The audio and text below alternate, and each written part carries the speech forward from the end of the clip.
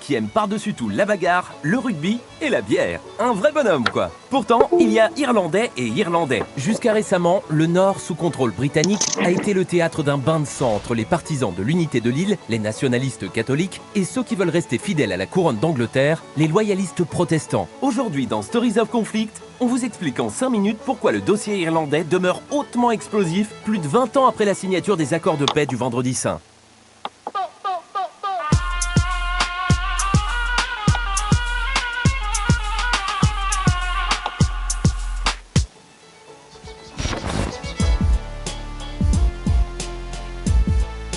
En France, nous avons nos irréductibles Gaulois défendant farouchement leur belle Bretagne. En Irlande, ils ont les tribus gaéliques, reconnus pour leur bravoure et leur résistance face aux envahisseurs. Les Anglais commencent la conquête de l'île dès le XIIe siècle et mettront près de 400 ans à asseoir leur domination. Les choses deviennent sérieuses lorsqu'Henri VIII prend le titre de roi d'Irlande en 1541. Ce roi est resté célèbre pour avoir désobéi au pape en divorçant de sa première femme. Cela a entraîné un schisme entre l'église catholique romaine et la toute nouvelle église d'Angleterre. Problème, l'Irlande est catholique et pourrait servir de tête de pont aux ennemis de Londres, à savoir les très pieuses France et Espagne, alliés du pape. C'est à partir de cette période que se met en place le système des plantations, terme qui désigne la politique de colonisation britannique. Les terres sont confisquées afin d'y installer des partisans protestants fidèles à la couronne, principalement dans le Nord. S'ensuit une longue politique de discrimination envers les catholiques qui deviennent des citoyens de seconde zone. Une grande partie d'entre eux vivent dans une extrême pauvreté et plusieurs millions s'exileront aux États-Unis faute d'opportunités. La liberté elle-même. Elle me fait l'effet d'une arme. La révolte ne cessera de grandir pour aboutir en 1921 aux accords de Londres après 2 ans de guerre contre l'oppresseur britannique. L'île est alors divisée entre le sud, rapidement indépendant, et 6 comtés de l'Ulster, où vivent la majorité des protestants rattachés au Royaume-Uni. La paix semble alors gagnée, du moins dans la partie sud. Les catholiques nord-irlandais s'organisent pacifiquement dans les années 60 pour obtenir la reconnaissance de leurs droits civiques et la fin de la ségrégation insidieuse dont ils sont victimes au quotidien. Une frange des protestants se regroupe alors dans des organisations paramilitaires comme la Force volontaire de l'Ulster, dont le but est de sabrer la mobilisation catholique. Ils sont galvanisés par les discours haineux du révérend Ian Paisley, véritable casseur de cathos, qui ira jusqu'à qualifier Jean-Paul II d'antéchrist. En réponse, l'IRA, armée républicaine irlandaise, reprend les armes et multiplie les attentats contre les protestants. Les communautés se barricadent dans leurs quartiers respectifs et les forces d'autodéfense prolifèrent. Le quartier du Bogside à Derry est l'épicentre de la résistance catholique. La rupture est définitivement actée le 30 janvier 72, lorsque le premier bataillon parachutiste anglais tire sur une marche pacifique de 20 000 personnes à Derry, prétendant riposter à des tirs de l'IRA. C'est le Bloody Sunday, dont U2 fera une chanson emblématique.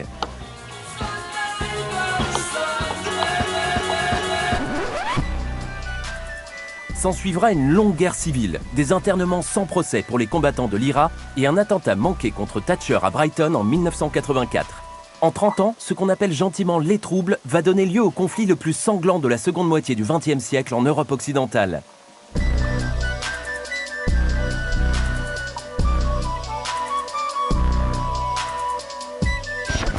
Les troubles prennent fin en 1998 avec l'accord du Vendredi Saint qui vient mettre un terme à 3 décennies meurtrières et plus de 3500 victimes. Une solution politique est trouvée. La nouvelle assemblée nord-irlandaise, élue à la proportionnelle, intègre désormais la composante catholique de la société et la souveraineté de l'Irlande est reconnue par le gouvernement britannique. Depuis, la paix n'a pas été remise en cause, malgré des incidents récurrents.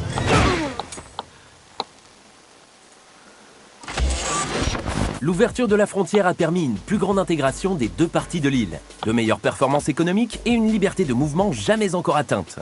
Tout roulait jusqu'au référendum sur le Brexit le 26 juin 2016. Bien qu'ils aient voté à 55% pour rester dans l'Union européenne, les Nord-Irlandais doivent accepter le résultat au niveau du Royaume, c'est-à-dire la sortie. Pendant près de 3 ans, la question de la frontière a été l'un des points majeurs des négociations entre Londres et Bruxelles qui ne sont pas parvenus à un deal. Depuis, les Brits ont officiellement quitté l'UE et Boris Johnson, Bojo pour les intimes, a négocié un nouvel accord de sortie en octobre 2019. La frontière se situera désormais en mer d'Irlande. L'Ulster continuera à appliquer en partie les normes européennes et se prononcera au bout de 4 ans pour les reconduire ou les abandonner. Cela fait de l'Irlande du Nord une zone très spéciale, plus tout à fait dans l'UE et pas totalement dans le Royaume-Uni. Les produits nord-irlandais pourront entrer en Europe sans contrôle. Les marchandises britanniques à destination de l'UE et transitant par l'Ulster seront contrôlées au point d'entrée en Irlande du Nord. Les 500 km de frontière entre les deux Irlandes resteront quant à eux ouverts, respectant ainsi les accords de paix de 98. Pour la partie la plus dure des loyalistes protestants, cet accord est une trahison qui introduit une brèche constitutionnelle dans l'unité du royaume. Le Sinn Féin, parti historiquement proche de l'IRA et longtemps cantonné à l'Irlande du Nord, a fait une percée au sud en remportant les dernières législatives. Certains y voient déjà le signe d'une réunification programmée de l'île. Si l'opinion publique du sud y semble de plus en plus disposée, la situation au nord est différente. Le processus de paix est fragile et rien ne permet d'assurer aujourd'hui que les violences ne vont pas ressurgir. Un projet de réunification pourrait mettre le feu aux poudres en provoquant la frange des loyalistes la plus extrémiste. Bref, dans l'affaire irlandaise, Londres et Bruxelles ont le cul entre deux chaises. Sauver les accords de paix et maintenir l'intégrité économique de l'île sont les grandes priorités pour éviter une nouvelle effusion de sang. L'accord de Bojo veut faire de l'Irlande du Nord un véritable pont entre le Royaume-Uni et l'UE, une sorte de Hong Kong à l'européenne. Alors, quel scénario pour l'avenir? Happy end ou tragédie shakespearienne? That's the question.